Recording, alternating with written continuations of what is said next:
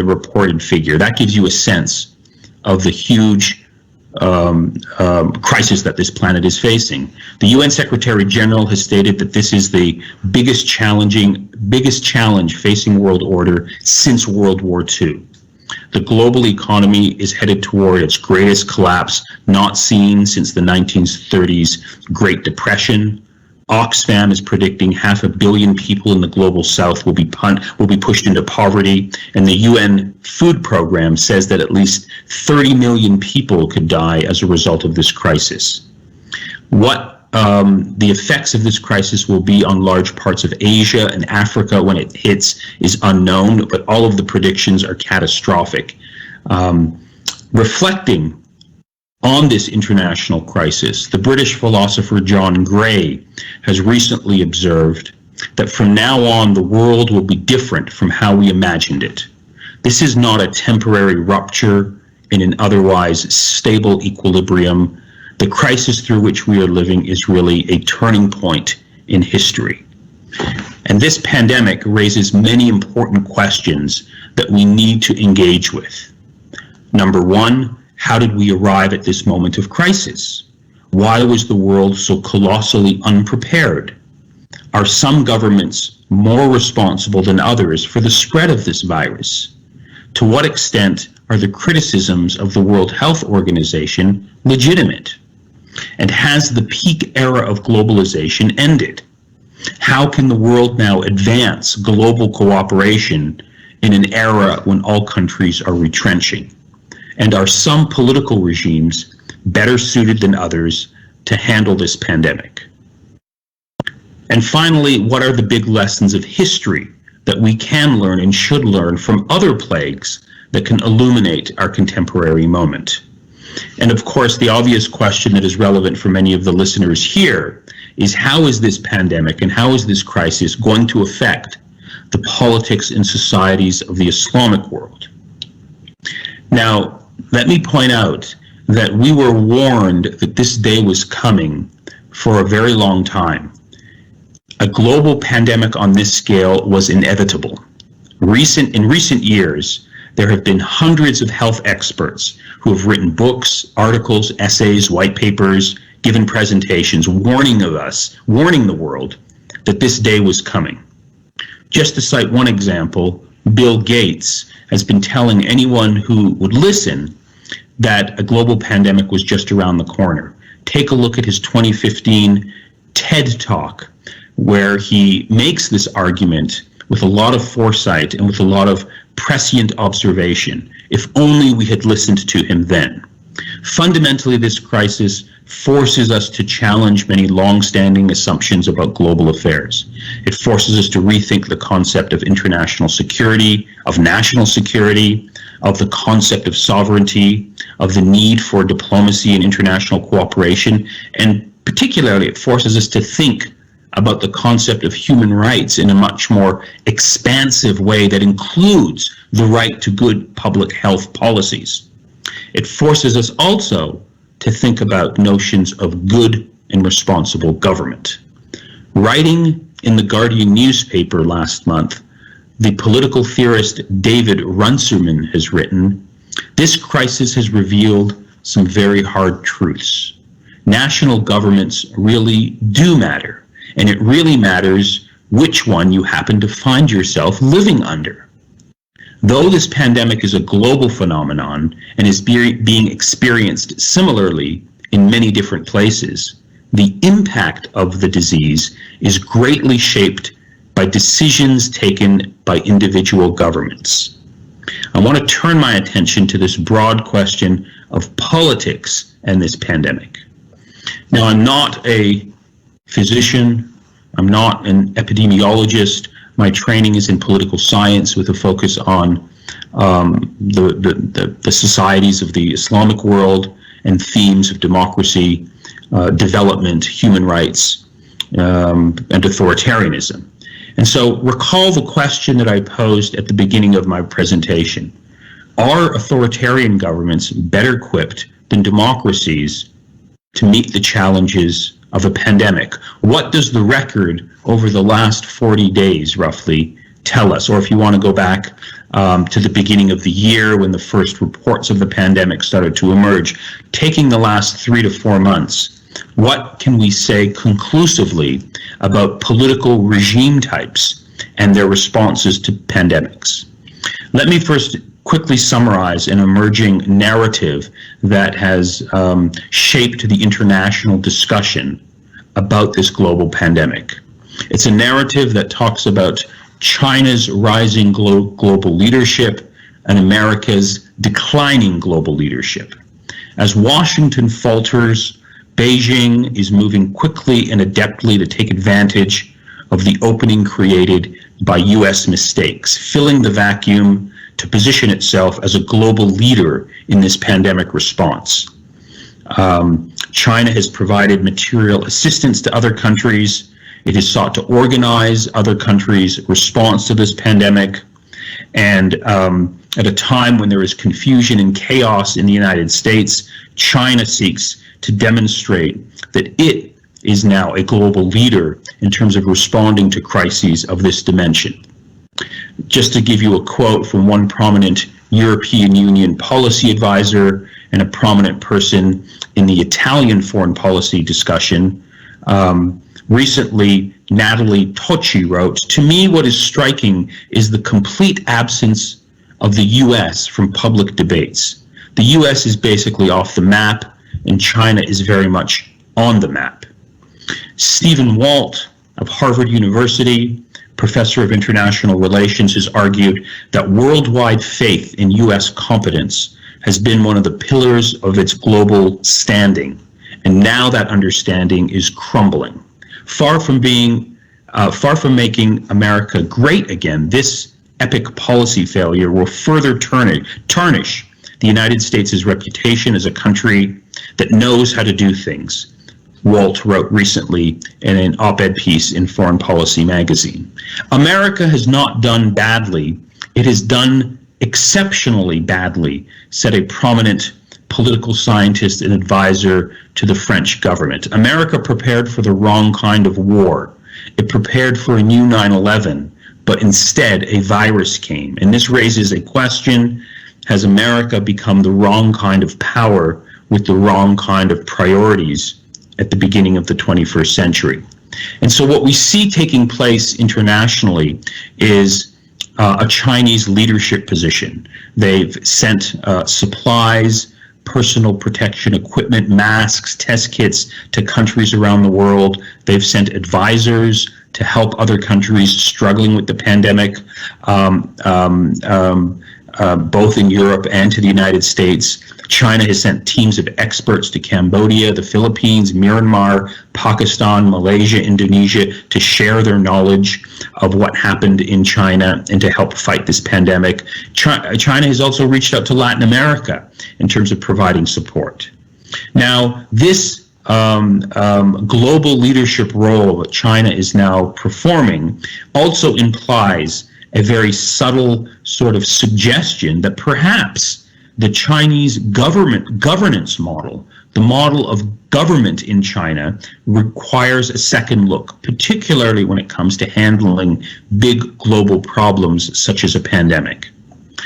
When the director of the World Health Organization declared in late January that the outbreak of a novel coronavirus was indeed an international health emergency, he took pains to commend China for its response to the crisis. Quote, "In many ways, China actually is setting a new standard for outbreak response. And this is not an exaggeration," he said.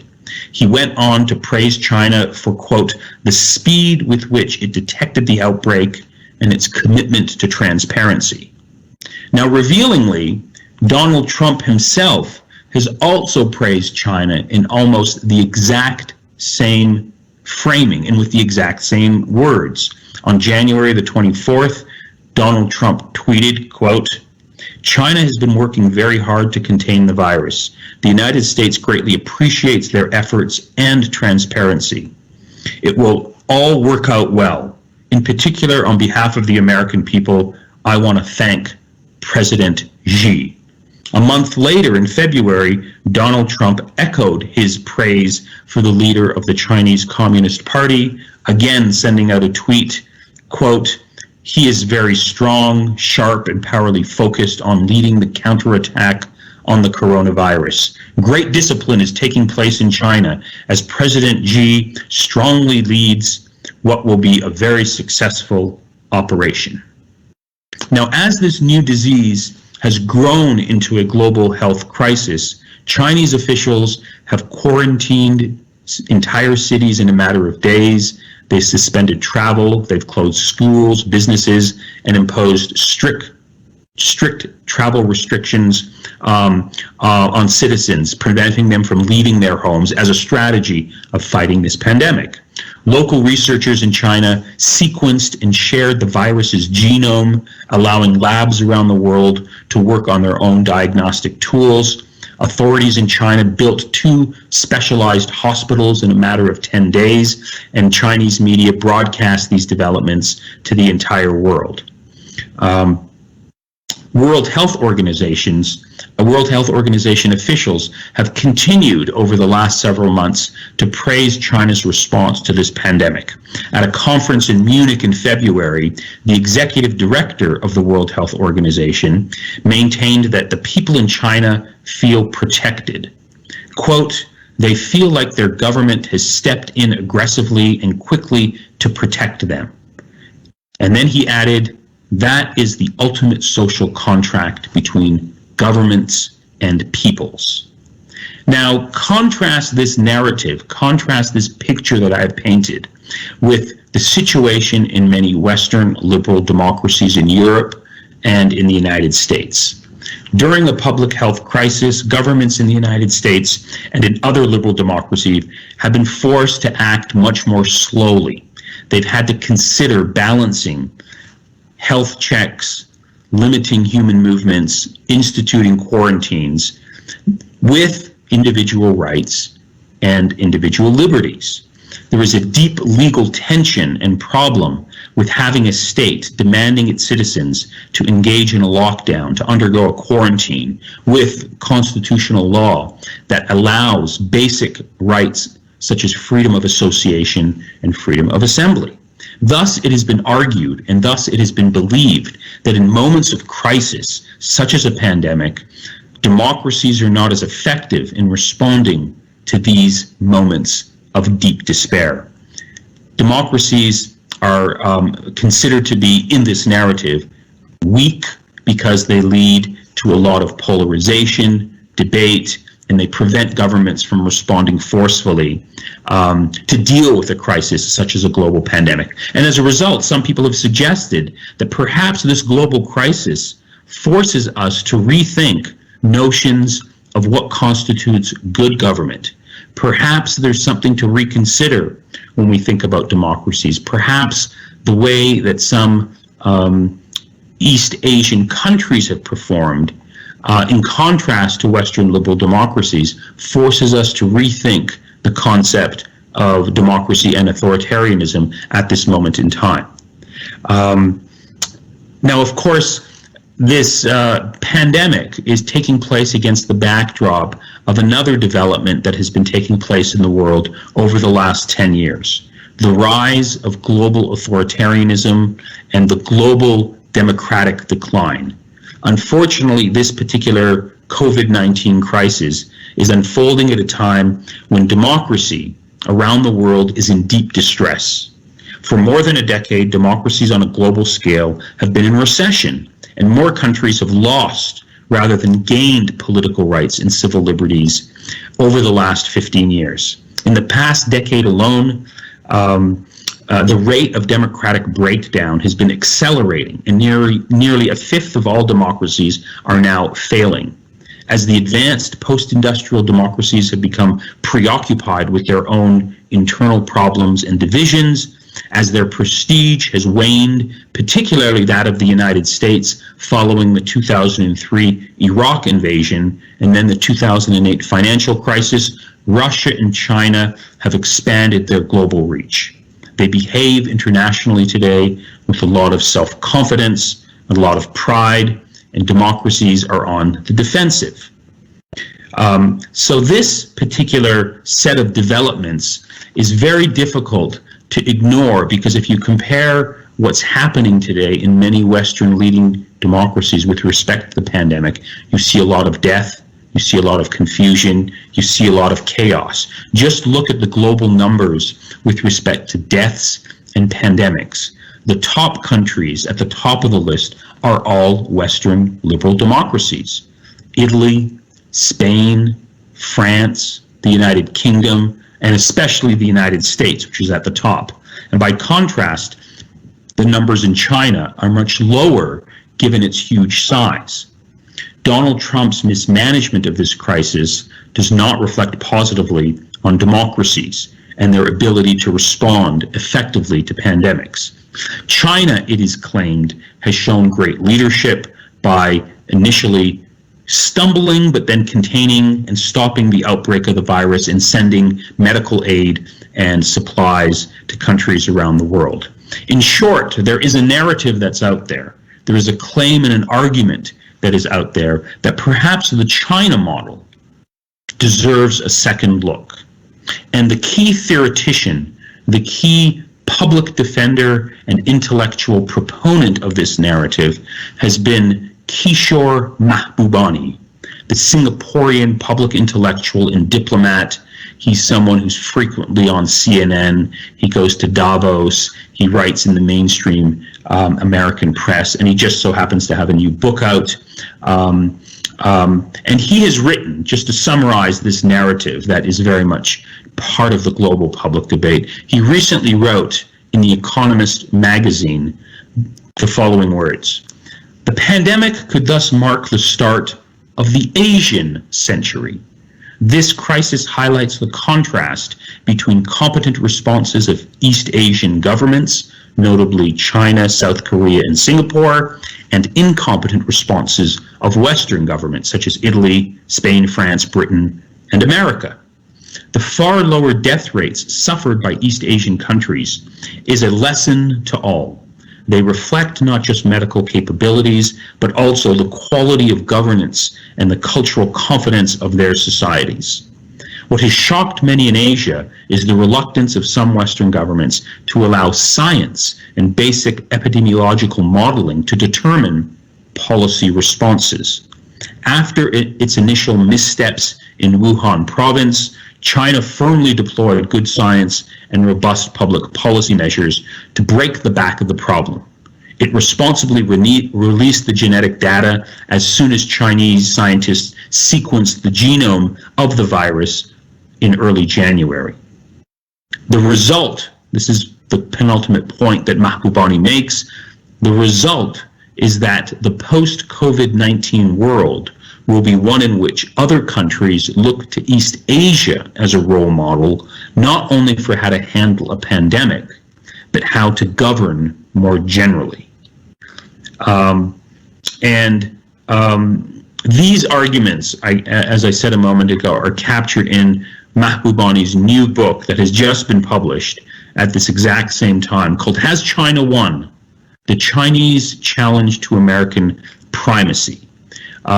Many people in the United States scoff at and criticize this narrative by Kishore Mahbubani, but he argues that in the eyes of many people in Asia and many people in the developing world, China's global standing has actually gone up. Now let me respond to this broad narrative that I've constructed. I want to state very clearly that I strongly disagree with it. I think opponents of democracy and human rights around the world would want us to buy into this narrative. But I think it's deeply disingenuous, it's deeply problematic. And Muslims who have an ethical compass should be very wary about buying into this argument. Let me explain why. Now, I want to introduce to the audience the concept of social trust and briefly talk about why the concept of social trust actually matters. Good public health policies don't just require political control. What's also required is political transparency, public trust, and collaboration. Habits of mind that allow societies to respond to pandemics.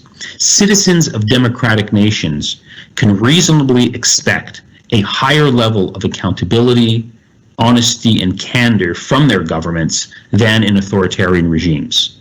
In the United States, for example, you have this organization called the Center for Disease Control and Prevention. It's the leading national public health institute that provides accurate information and accurate advice to citizens on how to handle public health emergencies. It publishes regular, independent, accurate information about infectious diseases, and has been a key source of independent information that Americans can rely on, in contrast to the wild and incoherent statements that frequently come out of the White House. This is a form of trust. This institution, known as the CDC, builds societal trust during times of pandemics. In contrast, take a look at China. In the 2003 SARS outbreak that occurred in China, the Chinese government tried to cover up the origins of this particular virus in 2003. And it has done so once again during the current coronavirus pandemic. Local authorities in China deliberately suppressed early reports of the unknown virus that appeared in late 2019, missing a very important early window that would have allowed responders to stop the spread of this infectious disease before it contaminated the world. So what you see in China is its early response was one of confusion and cover-up. Aggressive action, it is widely now believed, had China responded aggressively to the coronavirus in late December and early January, this could have cut down the number of infections by 2/3, according to a recent study. In another study published by Southampton University, they have actually extended this argument, arguing that if China had responded openly, effectively, in the early days of this crisis, it might have prevented 95% of the cases from developing. One of the doctors in China, if you know this story, who tried to sound the alarm was a man by the name of Li Wenliang. He tried to warn his friends on social media that something catastrophic was happening, but he was arrested, he was silenced, he was forced to apologize for creating social confusion. And he, I think, stands as one of the great heroes of this particular story. But this is precisely the point that I want to highlight in this conversation about authoritarian regimes versus democracies and how they handle pandemics.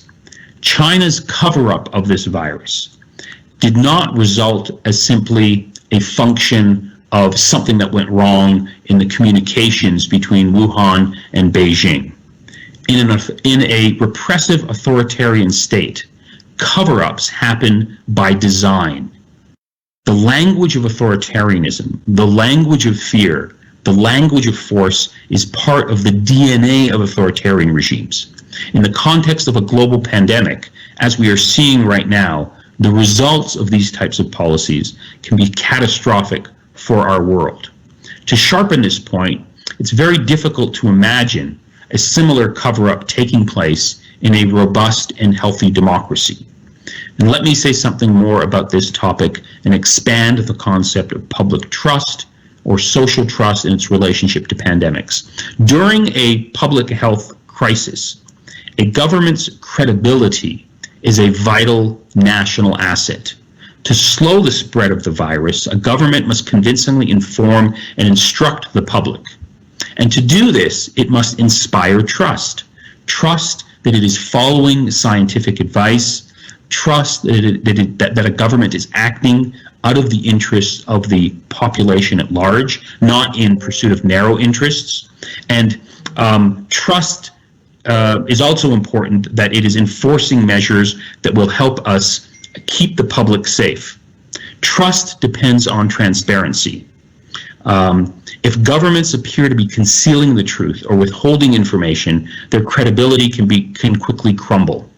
They will not be able to mobilize their citizens effectively and collectively to do the right thing to deal with this crisis. Public trust also has, vertical dimensions and horizontal dimensions. Public trust, it means that, you sort of trust that your fellow citizens are also going to be behaving in a responsible way that will protect everyone. If there is no public trust, then people won't observe the rules, the guidelines, the social distancing, the lockdown. Everyone will be, pursuing their own individual interests, and this will undermine steps that are needed to prevent the spread of the virus. Now, one of the people who've recently that have recently involved themselves that have recently participated in this debate on pandemics and political regimes is none other than the prominent American political scientist and public intellectual Francis Fukuyama. Recently, he wrote that we need to discard simple dichotomies between democracies and authoritarian regimes when thinking about pandemics. He wrote the following words, quote, "The major dividing line in effective crisis response will not place autocracies on one side and democracies on the other. Rather, there will be some high-performing autocracies and some autocracies with disastrous outcomes. There will be similarly a small number of democracies that will perform well, but also some democracies that will do quite poorly. The crucial determinant in performance is not the type of regime," Francis Fukuyama wrote, "but the state's capacity to act effectively and, above all, trust in government." Now, I want to respond to Francis Fukuyama by making several points in the next 15 to 20 minutes of my talk before wrapping things up.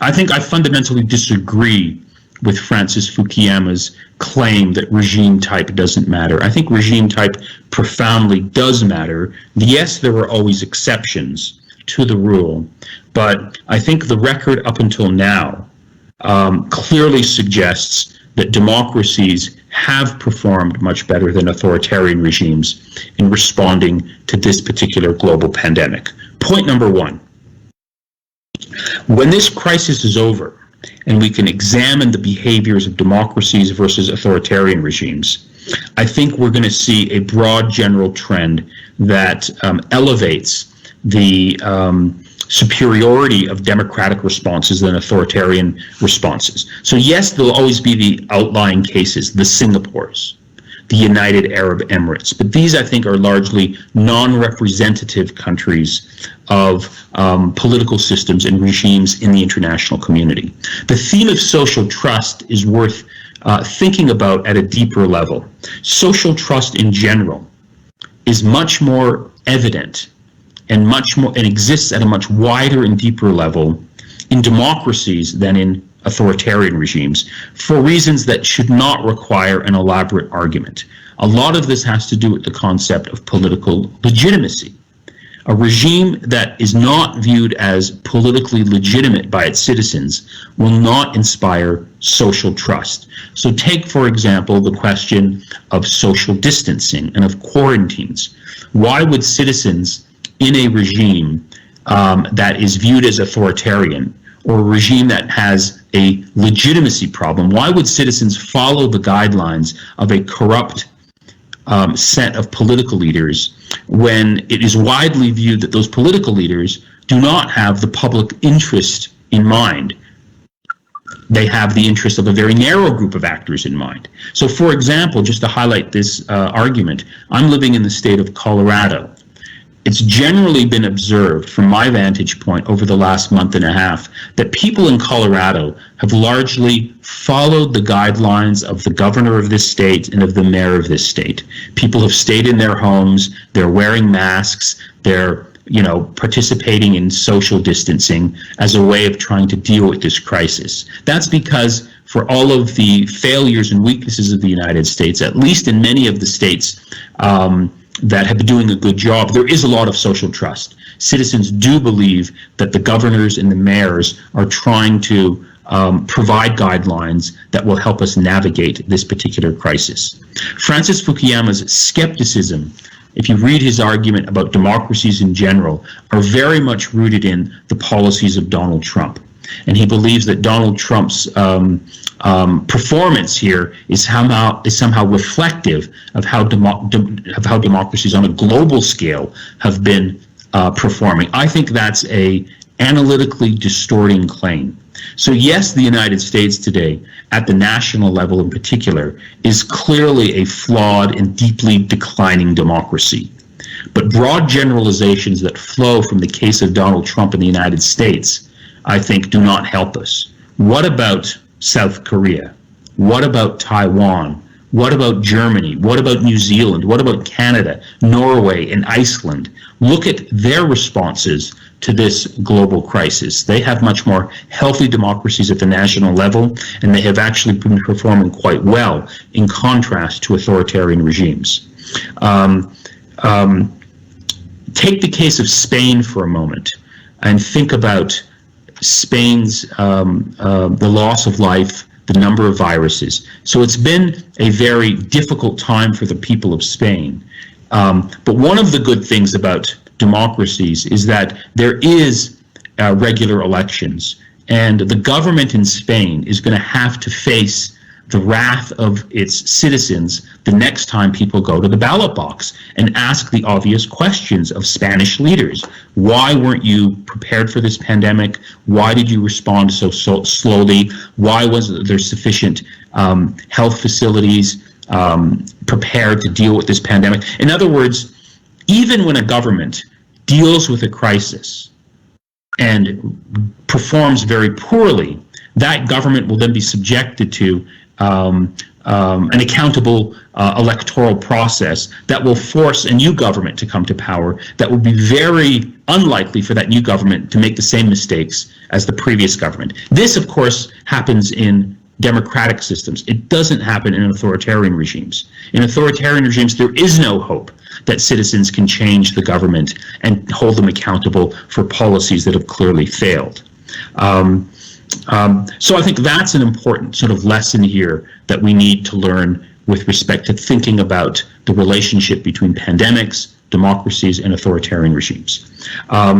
There's also the lessons of history that I think Francis Fukuyama has not considered or thought about very deeply when it comes to global pandemics.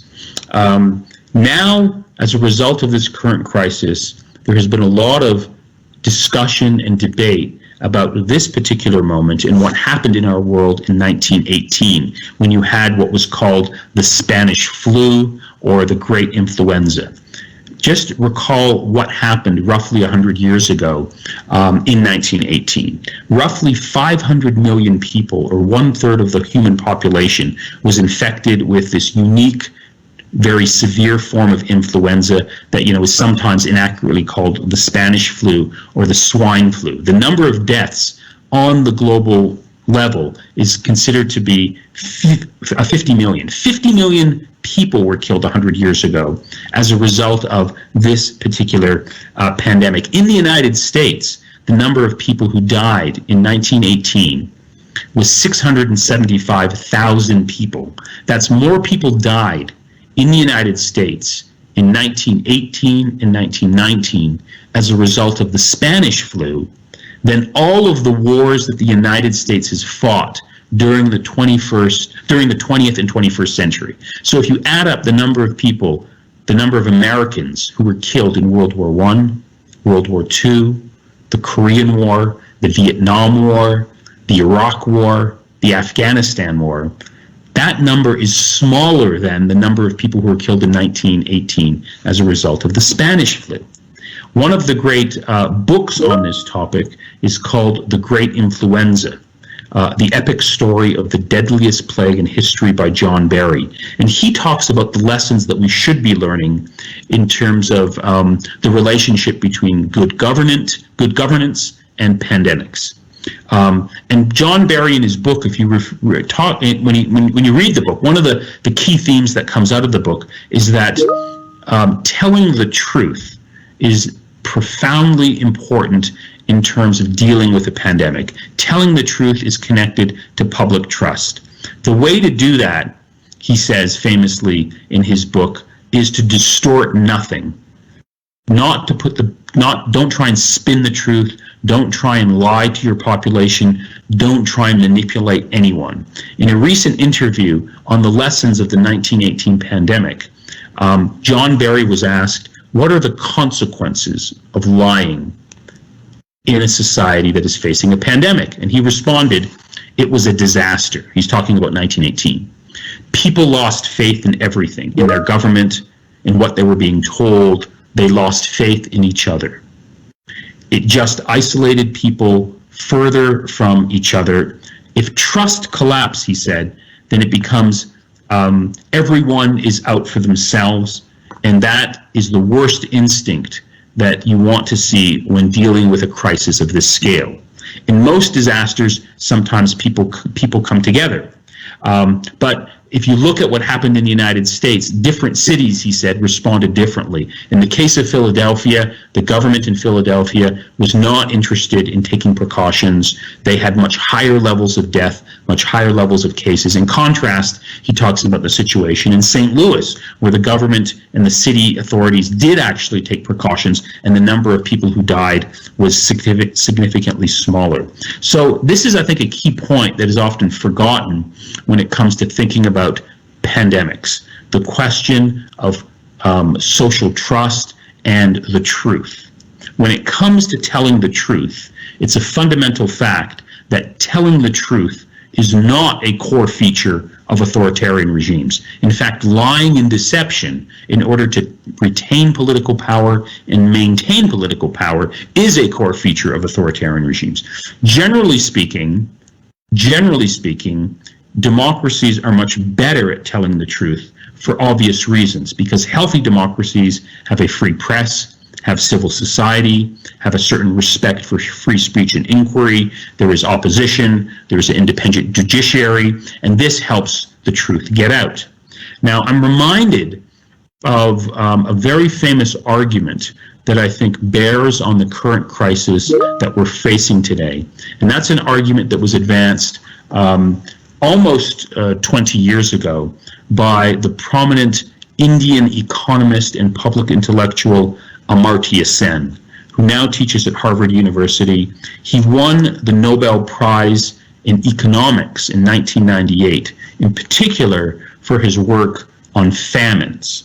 And he famously made an argument that, quote, no substantial famine has ever occurred in any independent country with a democratic form of government and a relatively free press. In his widely famous and acclaimed book, Development is Freedom, he compares the two most populous countries in the world, India with China. And he makes an observation that in the late 1950s, Mao Zedong's Great Leap Forward resulted in the largest recorded famine in history that killed 30 million people. India, by contrast, has not had a famine since its independence in 1947. Sen says this is not an accident, but there are causal factors related to the question of good governance. The different experiences, Amartya Sen writes, can be explained by the existence of democratic freedoms that India has enjoyed. And of course, he's talking about the pre-Modi period. He argues that this has contributed to the flexibility of economic policy and the responsiveness of public action to social crises and unforeseen disasters. Amartya Sen observes that we often take democracy for granted, but he says democracy is more than a political system that we use to choose our next leaders. Its value can be far greater than most people appreciate, and we appreciate the value of democracy, particularly in moments of deep social crises. Professor Sen talks about in his book these various what he calls transient crises, such as famine, which are of a short period of time, but they involve what he calls a sudden eruption of severe deprivation for a considerable section of the population. The focus here is on those sudden cataclysmic events, like a famine. He doesn't really deal with the questions of endemic poverty or underlying hunger. Those are different sort of questions that he doesn't deal with. He analytically focuses on the impact that democracy has on responsible government decisions. He looks at the impact of democracy and political freedoms on the lives and the capabilities of citizens. And his scholarship examines at a very deep level the connection between political and civil rights and the prevention of major disasters such as famines. And he writes famously in his book, "Political and civil rights give people the opportunity to draw attention to general needs and to demand appropriate public action. Governmental response to acute suffering of people often depends on the pressure that is put on the government, and this is where the exercise of political rights, voting, criticizing, protesting, and so on, can make a real difference." In a passage from his book that speaks directly to our contemporary coronavirus pandemic, Amartya Sen discusses the theme of access to information and telling the truth. He writes, quote, "A free press and the practice of democracy contribute greatly to bringing out information that can have an enormous impact on policies for famine prevention. For example, information about the early effects of droughts and floods and about the nature and impact of unemployment. The most elementary source of basic information from distant areas about a threatening famine are enterprising news media, especially when there are incentives provided by a democratic system for bringing out facts that may be embarrassing to the government, facts that an authoritarian government would tend to censor out. Indeed," he says, "I would argue that a free press and an active political opposition constitute the best early warning system a country threatened by famines can have." Now replace the word famine here with pandemic, and Amartya Sen's argument applies perfectly to China and our contemporary coronavirus crisis. And in fact, just last week, the respected human rights organization Reporters Without Borders stated that if there had been a free press in China, and if these whistleblowers hadn't been silenced, then we could have prevented this crisis from turning into a global pandemic. They went on to say, this is Reporters Without Borders, that sometimes we talk about press freedom in a theoretical way, but this shows the impact of a free press can sometimes be very important to preventing a global public health crisis. China's cover-up of this story has had catastrophic effects and has been quite deadly for the entire world. If only there had been a serious internal civil society opposition that could have reported on this crisis, perhaps we wouldn't be dealing with the severity and the dimensions of this global health crisis as we are facing it right now. So finally, let me sort of just wrap up by just stating the obvious point. When you think about pandemics and you think about regime types, there's no way of ignoring the fundamental fact that we are in this crisis.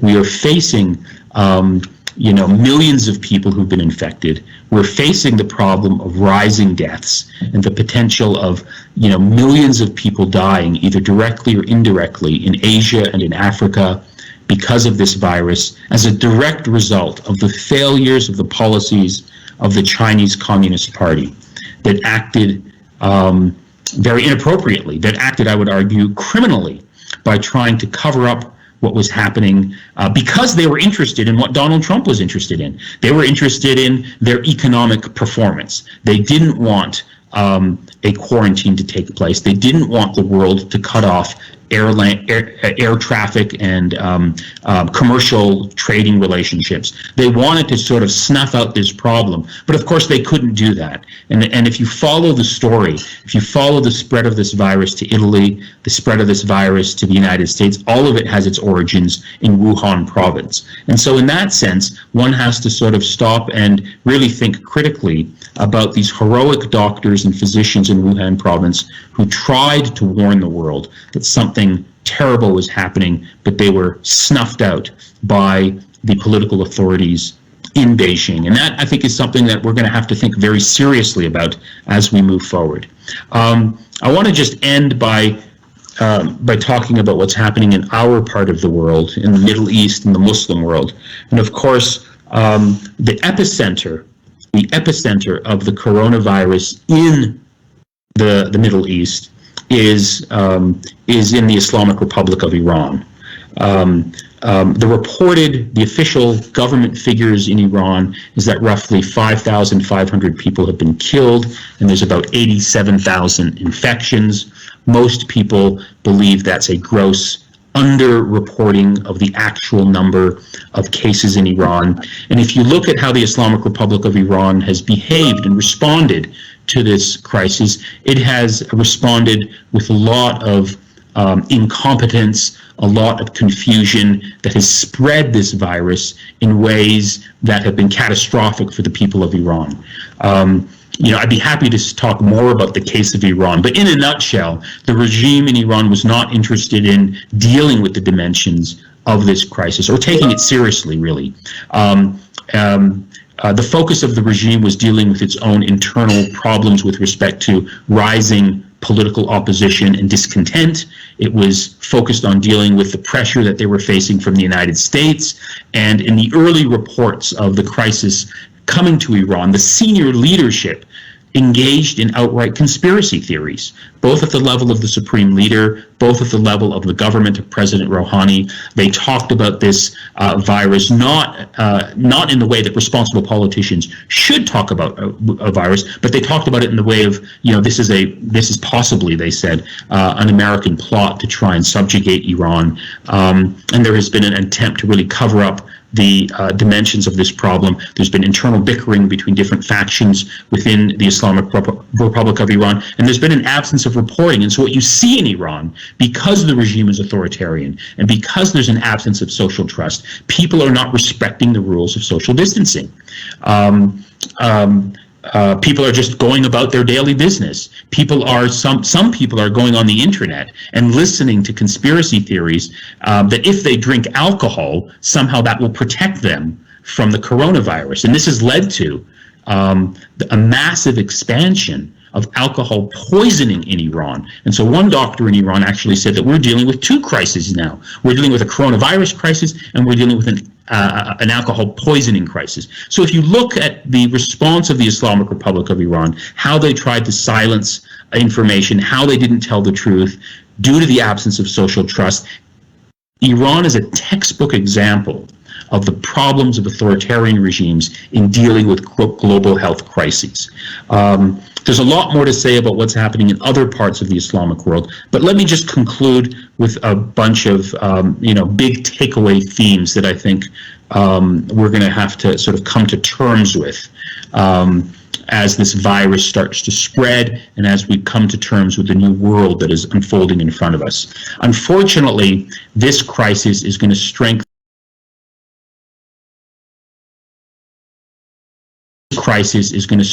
authoritarian regimes around the world. We're seeing that happening everywhere.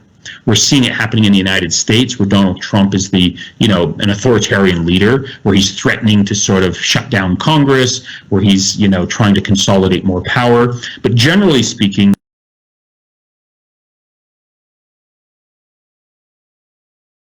we're going to see authoritarian regimes and authoritarian leaders invoke a national emergency to consolidate power and to silence opposition. This is a trend that is going to be, I think, very catastrophic for societies everywhere. It's what's called the growth and the expansion of a Leviathan state that is going to emerge while people are scared and they want their governments to take forceful action.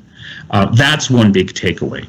And that then raises the question, what are the opportunities that might exist down the road after we get beyond this crisis for societies, for social movements, for democratic forces to perhaps take advantage of, to challenge the persistence of authoritarianism? And I think what's going to happen is that this particular crisis is simply going to put a pause on existing fault lines, controversies, and challenges that have existed throughout the world. Focusing on the Middle East, I think we're going to see a temporary pause as societies go into lockdown, but inevitably you're going to see expanding economic problems because many people can't work, many people can't pay their bills, many people, are already suffering economically. If you listen or if you read the writings of Rami Khouri in recent months and recent years, he's been sounding the alarm that the level of poverty and deprivation in the Arab world is much wider than most people have appreciated. And of course, this crisis is going to expand those economic fault lines, expand the level of poverty and unemployment, which is only going to precipitate crises of legitimacy, and it's going to eventually demand, citizens to organize and mobilize and demand, good policies from their government. I think one of the other sort of big takeaways that we need to start thinking about is that when we think about human rights cannot simply be an understanding of human rights that means protection, freedom of speech, freedom of assembly. We have to start thinking about human rights in a new way that incorporates the right to good health care. Without governments that can provide that type of policies, I don't think we're going to be able to deal with future pandemics that inevitably will emerge down the road. And so those are some of the big takeaways. There's a lot, I think, that we need to be thinking about here. There's a lot that I think we need to be considering. We're still in the early phases of this crisis. If you look at the countries that I think have performed well, there was a recent study that highlighted the policies of Germany, Taiwan, Iceland, and South Korea.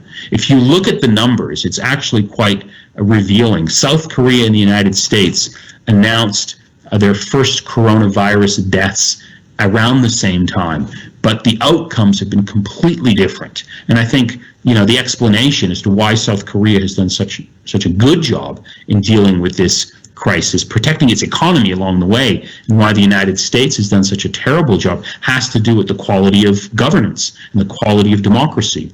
And so I don't think there's any way of ignoring this particular problem. So I'm going to stop there. I'm hoping that I can get some good questions that can allow me to illuminate this thesis that I've articulated. I thank you for your attention, and I look forward to your comments and criticisms. Thank you very much, Dr. Nader. Thank you very much to our audience for their participation. We have a number of questions. I'm going to try to get right to the questions immediately, but just to remind the readers, so this seminar has been organized by the Center of Islam and Global Affairs, SIGA, here at Islamic Wahidin Zaim University. The title for our discussion today was what the coronavirus teaches us about democracies and authoritarianism. And Dr. Nader clearly stated at the beginning that he's going to try to answer, are authoritarian governments better equipped than democracies in handling pandemics? Obviously, the debate here is very wide, and there's lots of information on both ends.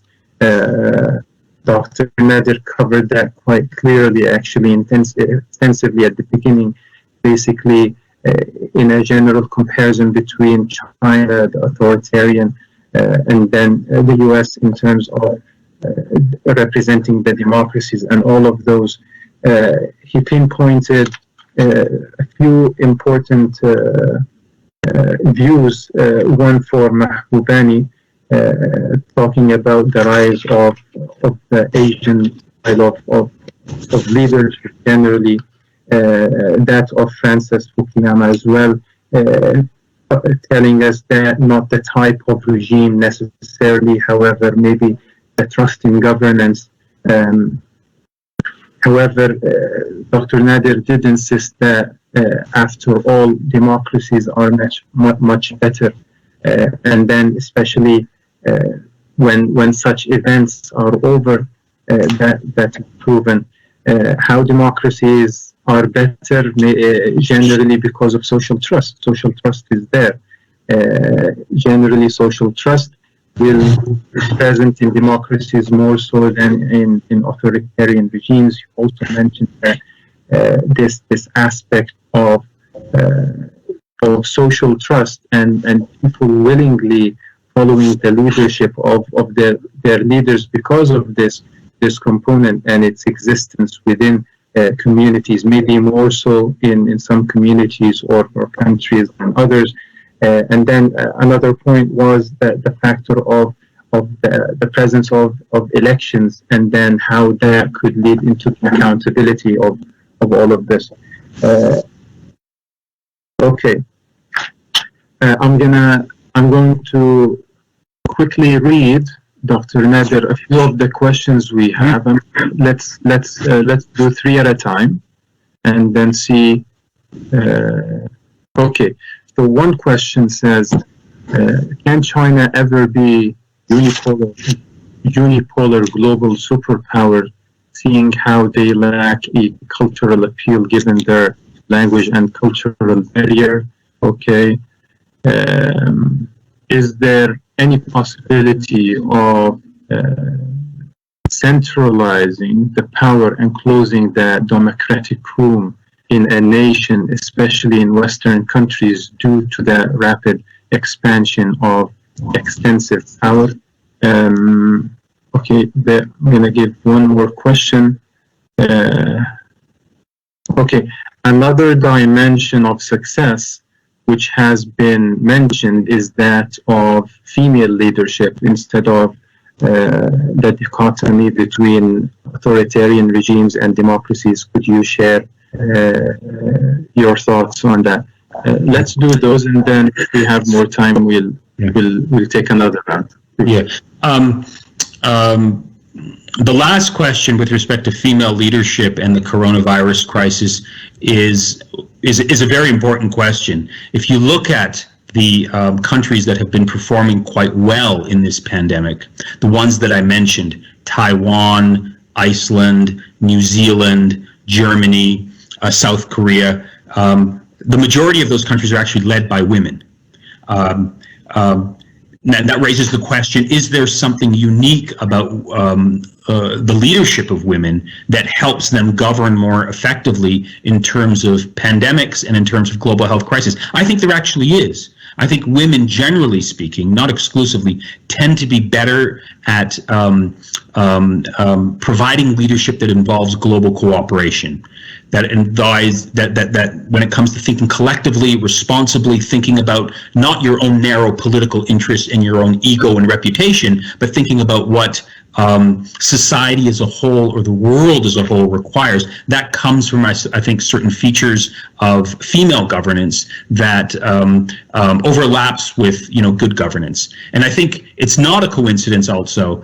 I don't think you can separate women leadership from the question of democracy. I think women in these countries have been able to rise up the political ladder precisely because there has been a system of democracy, debates on equality, particularly gender equality, that have allowed women to take on leadership roles that they couldn't dream about 2 generations earlier. So the rise of women in politics and the rise of female leadership is also deeply connected to the question of a functioning and healthy democracy, where women and men are treated equally, and they can then, they can demonstrate their political leadership skills when given the opportunity to do so. So yes, this is an interesting sort of feature of this moment, that the countries that are performing well tend to be democracies, and they tend to overwhelmingly be led by women, and I think that reflects positively both on democracies and on women leadership as well. So it's an important, I think, development that requires much more study, but I think it's a healthy development, particularly for those of us Muslims who strongly believe in gender equality. The first question with respect to China and global leadership, and can China be a unipolar leader around the world given its unique cultural disposition and orientation, that's an interesting question. I think people like Kishore Mahbubani and people who look to China, they don't have a problem with Chinese cultural practices. What they like in China is its high economic growth potential. They say that, look, China has been able to make huge progress over the last several decades. It's been able to mobilize its society and provide higher standards of living, Allegedly, someone like Mahbubani says China now has a very a form of government that rewards good behavior. It's a meritocracy, he says, that if you are good at your job, you get promoted for doing good work. And the question of culture is not really, I think, a factor here. So people who support the Chinese sort of model of governance and are very sympathetic to Chinese leadership do not have a problem with China's various cultural practices, that it's a Confucian society. What they really like is the economic gains that China is able to register, and how China has allegedly been performing on the international system by providing aid and support to countries that are suffering from this pandemic. I think that actually is an argument that is very unconvincing, because one of the developments that I've been following is, while China has been sending a lot of personal protection equipment, masks, test kits to countries around the world, what you see is that country after country are reporting that many of these test kits and masks and surgical instruments, they're faulty, they don't work, they're broken. And I've actually been keeping a list of this, if someone wants to email me, of country after country that is reporting that the so-called Chinese model of responding to the world and providing the necessary equipment to deal with this pandemic is not what it seems to be. It's actually quite weak and it's quite fake, and that raises questions about the the China model to begin with. Okay, we have.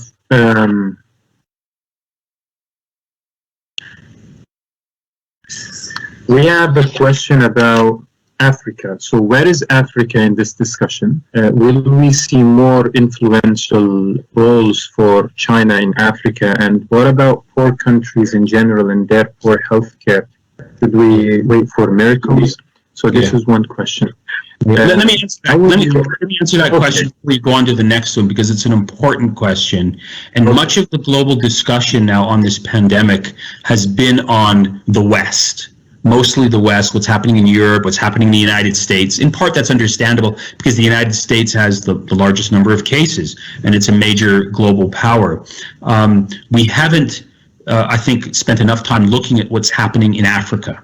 The situation in Africa, according to a recent study by the Imperial College in London, they predicted that when this virus sort of hits Africa, it has the potential of killing up to 1.2 million people, perhaps more. And the reason for that is because, Africa does not have good public health. I mean, these are developing societies. But I think the bigger concern here is less the consequences and the destruction that this virus will inflict on African societies, and more the second order consequences that will flow from this virus. And I mean this in the following sense. If you look at the countries that have been devastated by this coronavirus, it's usually hitting elderly populations. And those elderly populations tend to be disproportionately in Europe and the United States. In Africa, the percentage of the population that is elderly is actually very small. So the impact of the virus is going to be much less on those vulnerable populations. Young people tend to be generally much more immune, as we know, unless you have an underlying condition which makes you more vulnerable. So the argument here with respect to the impact on Africa is not going to be massive death directly because people get the virus and they die, but it's going to be on the second order effects that flow from this virus. People are not going to be able to go to their jobs anymore because of lockdown. Many people live paycheck to paycheck. There's going to be an increase in unemployment. There's going to be an increase in hunger. There's going to be an increase in malnutrition. And those are the ways that people are going to suffer in Africa disproportionately. So because of the global collapse of the economy, because of, for example, the question of remittances, a lot of people in Asia and in Africa, they work in different parts of the world, they get money and they send it back home. With the collapse of the global economy, with the shutdown of borders, people are not going to be able to engage in that type of economic activity. So the big concern with Africa is, yes, Africa will be devastated, but it will be devastated for those reasons. I mean, just to cite the obvious sort of argument that also applies to Asia and is often forgotten, the concept of social distancing is a privilege. It's not an option for many poor people. The idea that you can somehow live in your own isolated, home for several months and not worry about, basic food and necessities, that's a luxury that many people in Africa and Asia don't have. There's also the related question of simply access to clean water. There's according to the World Health Organization, 3 billion people around the world, roughly half the planet, do not have access to regular drinking water or water that can wash their hands on a regular basis. We know one way you prevent the spread of the virus is constant hand washing. Well, what do you do when you're living in a rural developing society where access to water on a regular basis is not an option? So that's going to, lead to the spread of the virus. It's going to lead to the second and third order effects. So I think that's how Africa is going to be, affected. And we still haven't seen those effects. The big concern now is that Africa is going to be hit in this second wave of the virus that is going to inevitably come later in this year. Okay, back to the West and Western governments. Question. Is the problem the Western government in reacting into this pandemic really lies on the inefficiencies of democracies or the incompetent bench of the government? Second question, when talking about China versus democracies, you sounded optimistic about how people would react to government incompetence in a democracy. Now you seem to acknowledge there is going to be a tendency toward increasing authoritarianism in the democracy. Now the question, what can help better distinguish a bad democracy from a country with higher quality of democracy, like your example, South Korea? Just third question related, how would you analyze the freedom of expression? People in democracies are protesting against the lockdown, specifically the business communities, but we have not seen such activities in authoritarian regimes, neither in Middle Eastern nor East Asia. Okay, so those questions are all sort of related.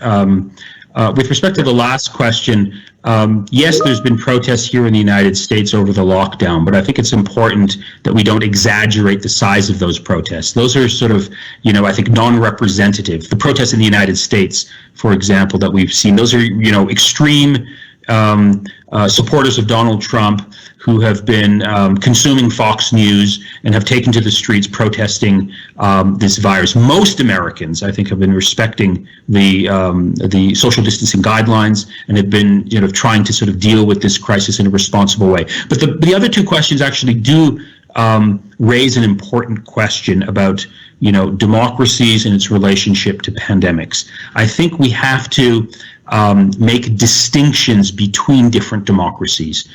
And we also have to make distinctions between authoritarian regimes too. I mean, they're not all the same.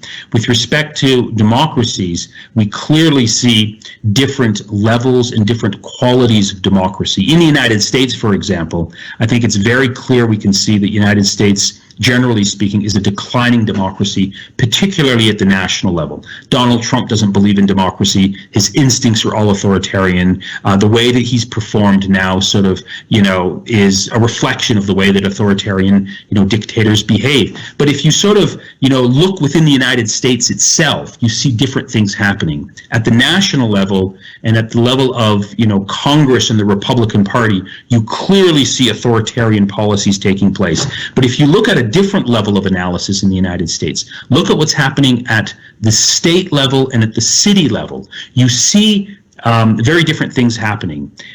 In, for example, the state that I live in the state of Colorado, you have a very good governor and you have a very good mayor in the city of Denver, who's actually responded very efficiently, very proactively, and very responsibly in terms of dealing with this crisis. You have the same situation taking place in California and in Washington State, and I would also argue in New York State, where Governor Andrew Cuomo, in contrast to Donald Trump, has been trying to sort of organize the citizens of his state in a very responsible way.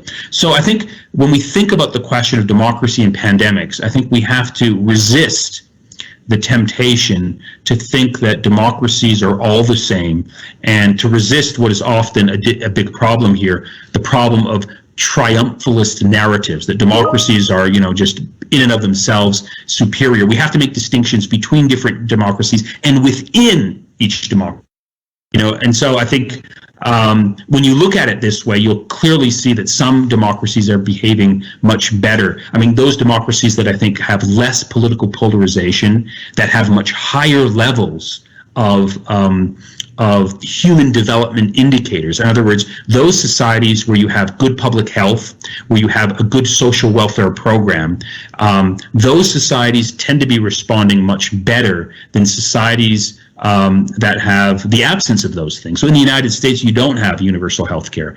You have a lot of political polarization. You have corrupt political leaders. You have a lot of influence of private money that can effectively hijack a political system and buy elections. Those are democracies that I don't think have been performing very well. And that's very much the story of the United States at the national level. When you get to South Korea, when you get to Taiwan, when you get to New Zealand, and when you get to also the question, this is the other factor, the individual leaders matter. If you have a leader like Donald Trump, who clearly was a television personality, who doesn't believe in democracy or the Constitution, his policies, are very different than the policies that we're seeing from the Prime Minister of New Zealand today, who's a very responsible leader, who happens to be a woman, who has gone out of her way to try and deal with this crisis. So you need responsible political leaders as well. That, I think, makes a big difference. So I appreciate these questions. I think they require us to go beyond general, superficial sort of statements about democracies versus authoritarian regimes and look internally at the quality of the democracies, at the level of, the level of inequality. I think that's absolutely important. I didn't get a chance to talk about that, but the more there is social inequality in society, the more that creates fissures, ruptures, the more that undermines social trust.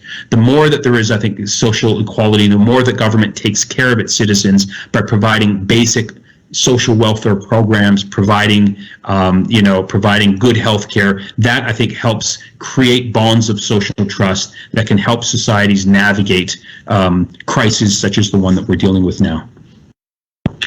Okay, we'll take another round of questions. Here we have a question.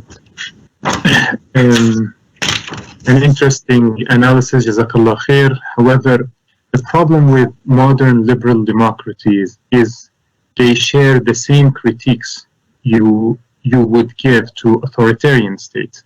In the UK, we are witnessing a colossal failure, cover-ups, a lack of trust, and realization by many that elections rarely change methods. Lying and deception is at academic proportions.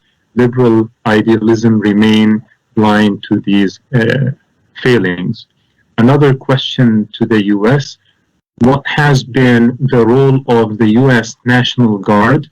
Do you know of any nations where there is risk of military takeover of government due to incompetence of government response and military better equipped to respond and assist the public? And one third question, all the way back, South Korea. What do you think about South Korea's approach on flattening the curve, though the gap to the GPS, through the GPS tracking, basically government surveillance? Isn't this a violation of privacy altogether, or is it just an exception in hard times? Yeah. Let me take the last question first. Yes, South Korea has been able to flatten the curve by virtue of a lot of policies that infringe on what we call privacy rights, using GPS tracking, using this type of surveillance of citizens' behaviors. I think, it's an important question that we need to think about. During times of crisis, during moments when there's the risk of massive death, one can understand giving the government the right to engage in practices that we normally would not want a government to engage in during normal peaceful times. Surveillance, tracking of citizens' behavior. And I think the challenge here is to not allow governments to consolidate power without any checks and balances and periodic review of the new powers that they've accumulated. So with respect to South Korea, I think, yes, the tracking of citizens' behavior has helped deal with this crisis, but the big danger is that if they continue to do that without any oversight, without any accountability, without any review of these types of policies. This is one of the big, I think, problems that I alluded to in my presentation, is that governments around the world, whether they're democratic or authoritarian, are going to consolidate power. They're going to use the claim that we're facing a big crisis. We need to have greater surveillance. But that can then lead to more abuse, more injustice, more sort of human rights violations. With respect to the case of Muslims living in the West, this type of problem is actually quite serious, because there's an attempt to sort of monitor mosques and Muslim societies in ways that undermine their civil rights and their human rights. So this is something that you have to be very careful of. So I think South Korea has been doing a good job up until now, but one has to be wary about the dangers of government taking too much power and then not giving it back. And this then speaks to the question of the nature of political regimes. Authoritarian governments are very good at taking power. They're not very good at sort of sharing it or giving it back. And this then speaks to the fundamental thesis that I was advancing.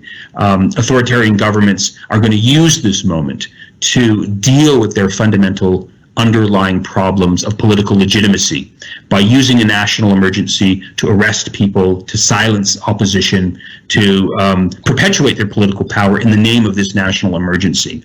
And of course, the problem with authoritarian regimes is that they're not subject to the ballot box. They're not subject to accountability. And so the danger here is that authoritarian regimes are going to become more authoritarian and make life much more difficult for their citizens. With respect to the second question, there is no talk now of the National Guard or the American armed forces staging a military coup d'etat. I don't think that's a realistic possibility, but there is something that I think is very much likely that we will be witnessing in the United States in the next few months. And I encourage people to watch for this development, because the United States today is a declining democracy, is a crumbling democracy, because there's a lot of political polarization. I predict that when it comes to November, either Donald Trump will try to delay the election or prevent people from voting in the election through a mail-in ballot. He's already stated that he doesn't believe that people should be able to mail their vote in. You have to go to the ballot box. But what happens in November if there's a second wave and people can't go outside? There is a very serious concern right now that this election in November won't happen.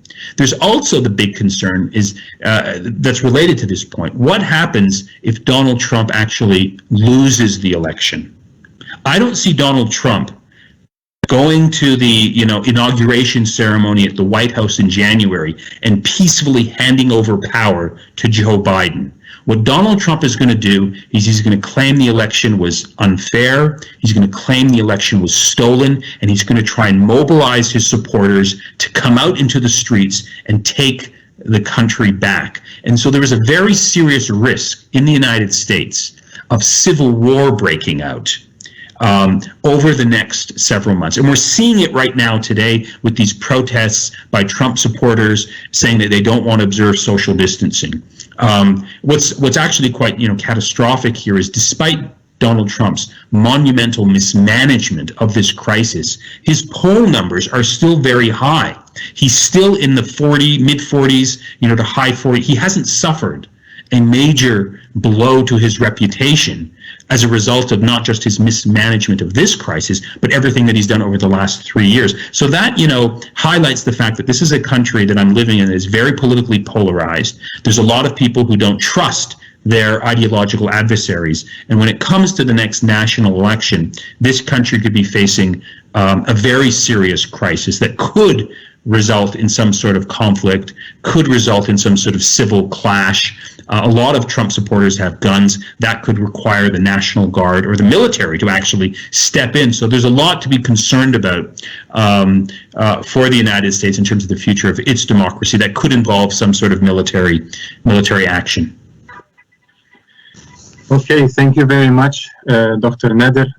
With this, I'd like to conclude our seminar for today. I would like to thank Dr. Nader Hashemi from the University of Denver, US, for his insight and detailed analysis, informing us about what the coronavirus teaches us about democracy and authoritarianism. And so thank you very much, Dr. Nader.